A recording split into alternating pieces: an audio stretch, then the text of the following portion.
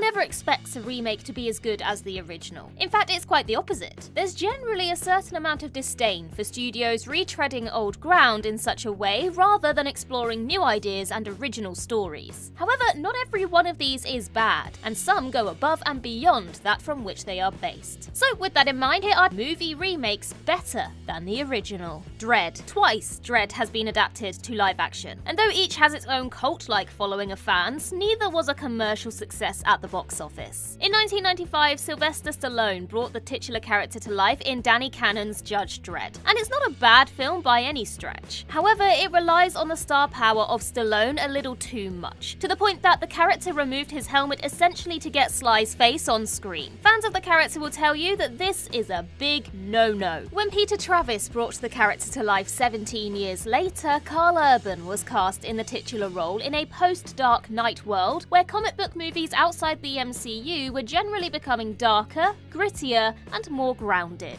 Aside from Urban's outstanding performance and the fact that his helmet stayed on, Dredd benefited from this greatly. A film on a smaller scale, focused more on characters and story, rather than the overall grand scope of Mega City 1 and Sylvester Stallone's face as it had been before, allowed for a much tighter, more compelling watch. Cape Fear.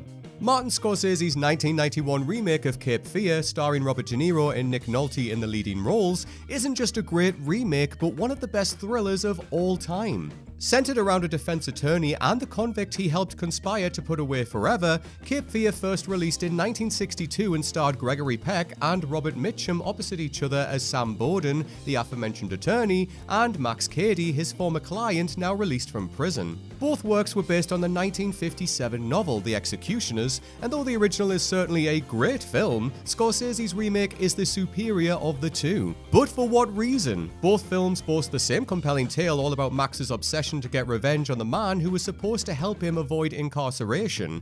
However, the remake manages to go much darker than the original film, and Robert De Niro is utterly bone-chilling as Max, more so than Mitchum. Both are absolutely still worth watching, but the remake manages to offer something more, all whilst paying respect to the original adaptation. The Fly. Rightly or wrongly, there are many different arguments that could be used to justify a movie being remade. Whether it's a cold-hearted cash grab or a genuine homage to a filmmaker's inspiration, one thing remains the same, in that they should never be merely a shot-for-shot reproduction. There has to be something new brought to the table. And while this could be something subtle, there will always be David Cronenberg, who took his remake of The Fly into a completely different genre altogether. Whereas the 1958 original was firmly a thriller, Cronenberg's iteration of the movie had a strong hand in establishing and cementing the body horror genre. In the original, when Andre Delambre unknowingly splices himself together with a fly, the change happens immediately. Jeff Goldblum's Seth Brundle, however, has the process drawn out, happening gradually and far more painfully. This, with frightening effects and a love story at its core, makes up a bulk of the film that simply wasn't there previously, and it's a completely different viewing experience for it. Scarface.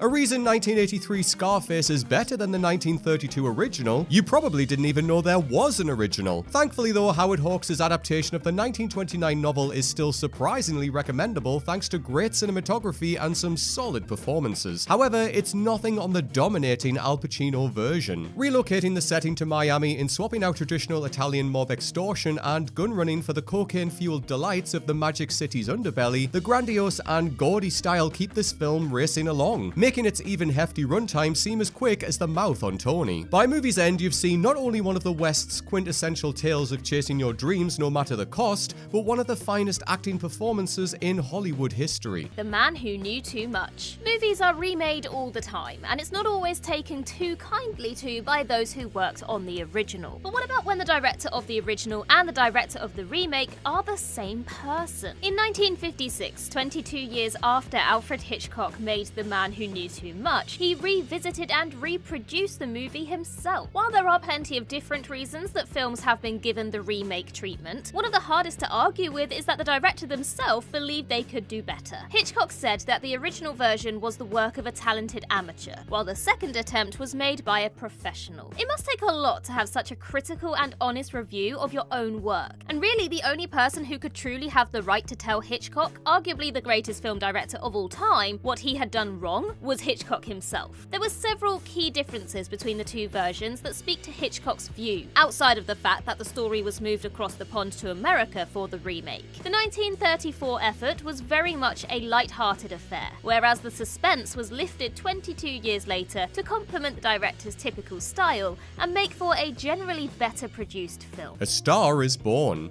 While other movies on this list might have one or maybe two classic prior installments to be compared to, Bradley Cooper's most recent take on A Star is Born had 3 other iterations to better, all of which were a defining product of their time, be it in their depictions of the 1930s Hollywood system or the 1970s music scene. With 3 different versions to analyse though, Cooper had the benefit of identifying the strongest elements from each and avoiding the weakest. His film succeeds then partly because he's amending the sins of the past, particularly in how the central relationship is more balanced this time around, leading to a far more compelling drama. That's not to say there's nothing original in the mix, of course, and the stellar opening hour in particular is brilliantly inventive, with heavily improvised scenes naturally selling the believability of the central relationship. The actual songs and performances themselves are outstanding as well, and by shooting live and on location, Cooper achieves something so many directors fall short on, actually capturing the atmosphere of playing to a huge crowd. Cooper's take might just be strong enough to make a 4th remake redundant. Then again, who am I kidding? This is Hollywood we're talking about.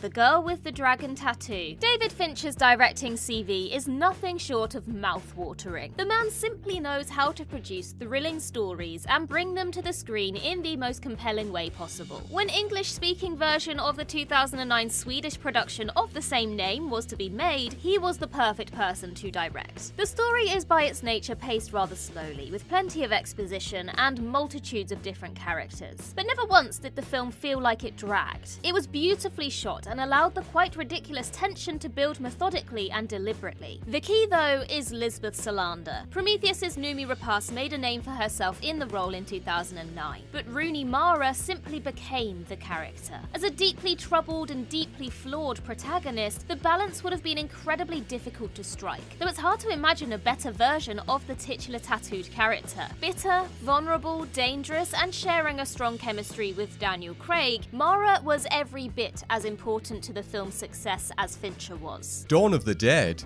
The original might be hailed as one of the greatest zombie movies of all time, with a social critique on commercialization and capitalism whilst building upon the zombie lore, but the remake of Dawn of the Dead somehow surpasses it, whilst giving zombies more bite to them. After the superb Romero trilogy ended, the genre all but dropped dead for years, and it seemed like the undead hordes that craved brains were a thing of the past. That was until Zack Snyder's 2004 remake helped resurrect them for the mainstream. And yes, 28 Days Later released around the same time, but after this remake, they were here to stay. Zombies were scary again. Dawn of the Dead is a terrifying, heart-pumping journey that arguably has a superior fleshed-out cast of characters compared to Romero's 1978 original. Whilst remaining true to Romero's work, this standalone story is a perfect update for the original, and should certainly be considered as a standout of the zombie genre. Casino Royale. Just like Casino Royale was the first Bond novel penned by Ian Fleming, it was also the first to be adapted into live action back in 1954. Unrecognizable from how Casino Royale is thought of today, the TV movie that made up an episode of an anthology series called Climax revolved around an American version of James Jimmy Bond. 007 battled Le Chiffre in a game of cards, but the episode was not received well. Fast forward more than 50 years, with the Bond franchise solidified as one of the biggest in cinematic history, and Casino Royale acted as the debut of the long-awaited new 007, Daniel Craig. The remake of Casino Royale is far better than the original, and it's not even close. Granted, it was against a relatively low bar, and even the least popular subsequent Bond film would have topped the 1954 effort. Still, director Martin Campbell and Daniel Craig, with the help of one of the greatest Bond villains of all time in Mads Mikkelsen, made one of the franchise's best just to be safe. Little Shop of Horrors.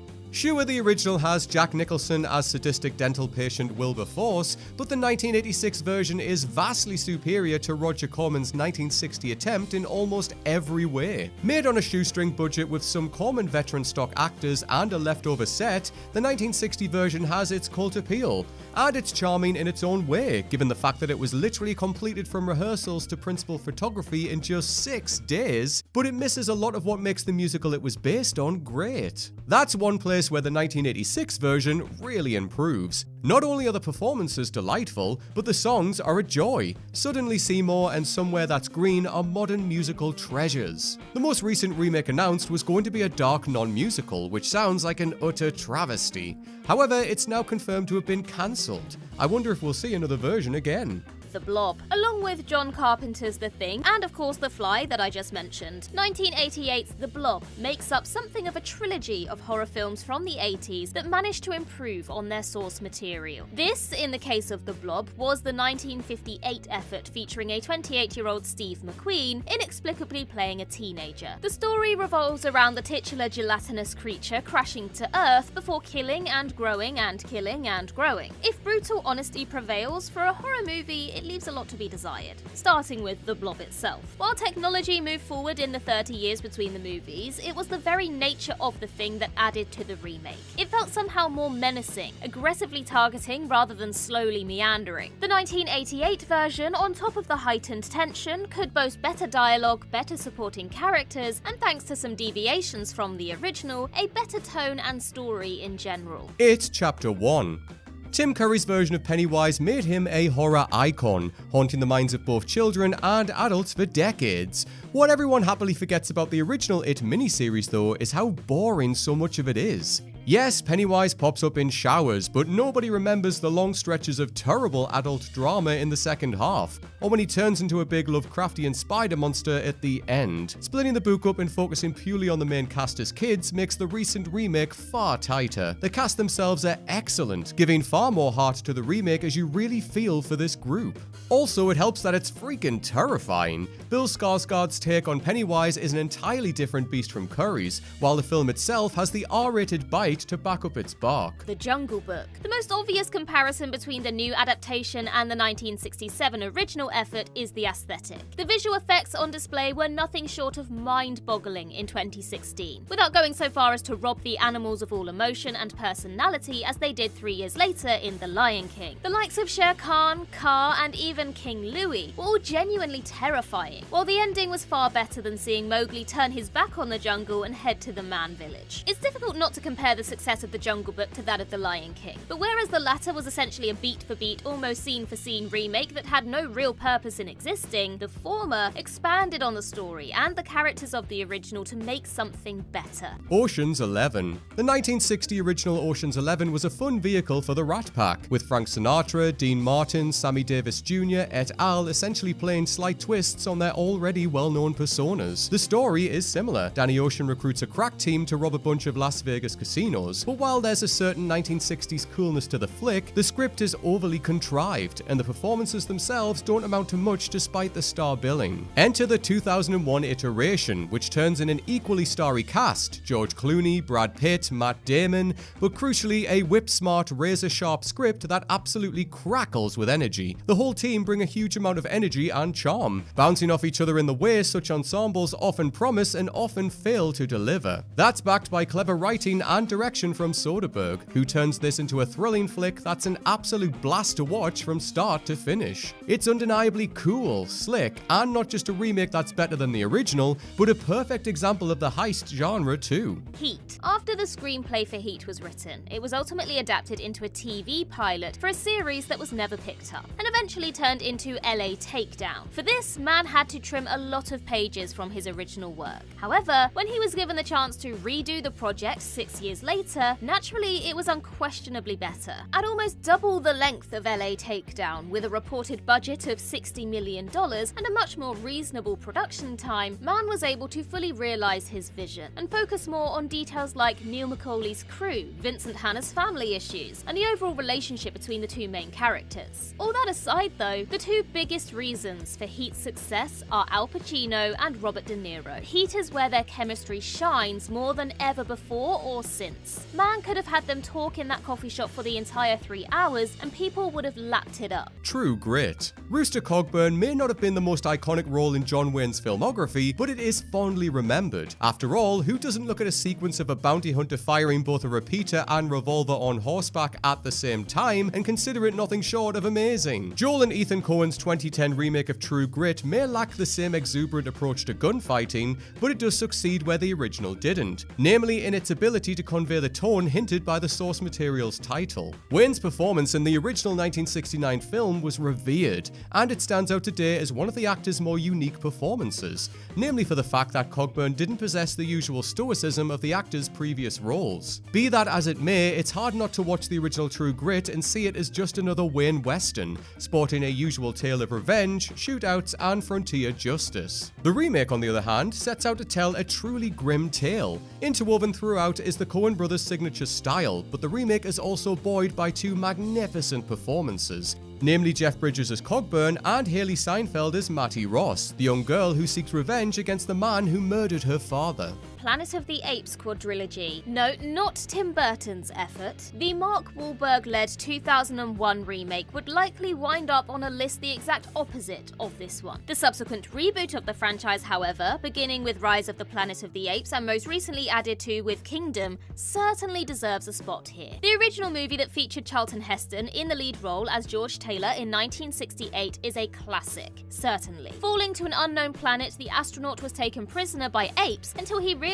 he'd been on Earth all along. With the 2011 reboot, this story was attacked from a different angle. Instead of the planet itself being a mystery, Rise, Dawn, and War detailed exactly how Earth was taken over by apes. And it can be said without hyperbole that this is one of the best trilogies of this century. Much like The Jungle Book, the almost flawless CGI is paramount to its success, as well as one of the strongest cinematic protagonists in recent years, Andy Serkis's Caesar. There was unfortunately a slight drop in the quality of the franchise when it was made a quadrilogy by Kingdom of the Planet of the Apes in 2024, but nothing that could take away from what the previous three movies built up. The Thing. One of the finest horror films of all time, 1982's The Thing is a masterclass in pulling off the killer in the room with you scenario. Interestingly though, despite the film being heavily inspired by 1951's The Thing from Another World, right down to an extraterrestrial being thawed from a block of ice, here the creature is already in humanoid form, ambling towards the crew and regenerating limbs when wounded. For the 1982 edition, John Carpenter focused entirely on this latter idea of regeneration and replication. His edition came with a haunting, dissonant score and a creature you never see in its original form.